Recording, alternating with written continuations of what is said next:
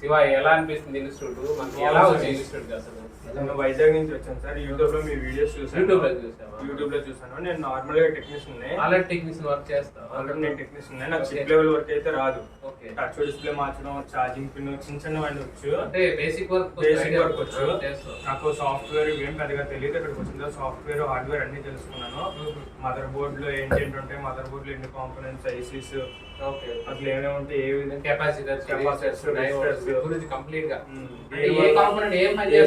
చేస్తుందో అన్ని తెలుసుకున్నాను. అట్లా వాల్యూస్, అట్లా వోల్టేజ్ అన్ని తెలుసుకున్నాను సార్.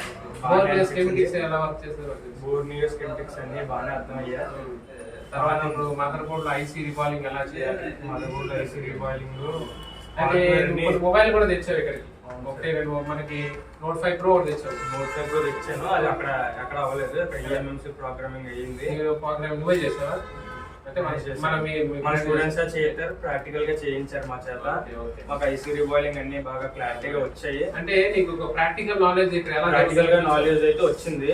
ప్రతి దగ్గర చెప్పుకుని వెళ్ళిపోవడమే కాకుండా ఇక్కడ ప్రాక్టికల్ గా కూడా మీరు చేసి చూపించి మా చేత కూడా చేస్తున్నారు. బాగుంది sir institute. Thank you. Okay, ఒక ఒపీనియన్ మన ఇన్స్టిట్యూట్ గురించి. అంటే ఎవరైనా వచ్చే వాళ్ళు ఉంటే, ఎవరైనా రావాలనుకుంటే రండి, బాగానే చెప్తారు.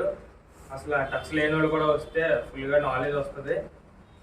ఓకే, మన ఎలా వచ్చే ఇన్స్టిట్యూట్? టైం లేదనేసి ట్రైన్ లో అయితే ట్రైన్ లేవనేసి ఫ్లైట్ లో వచ్చాను. ఫ్లైట్ బుక్ చేసుకుని డైరెక్ట్ ఫ్లైట్ బుక్ చేసుకుని వచ్చాను సార్. ఫ్లైట్ లో బుక్ చేసి రావడం వల్ల బెనిఫిట్ అయింది. 1 hour తొందరగా వచ్చేసి 1 day బిఫోర్ వచ్చాను. Okay okay. ఎన్ని రోజుల్లో నేర్చుకున్నావు? 30 days? 30 days లో 3 days.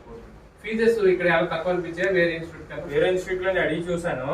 అక్కడ వాళ్ళు చెప్పారు, ఫీజు చెప్పారు, అన్ని చెప్పారు. కానీ వాళ్ళు మాట్లాడే విధానం అంటే నాకు నచ్చలేదు. మీరు చెప్పారు కదా, నాకు కొంచెం మీ మాటల మీద నమ్మకం వచ్చింది.